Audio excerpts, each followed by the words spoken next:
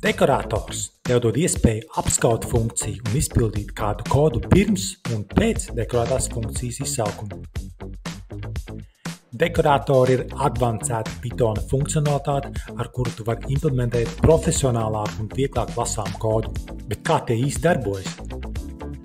Iedomājies, ka tev ir funkcija, un tu vēlies uzzināt, vai gadījumā tā nebremzē tavu sistēmu.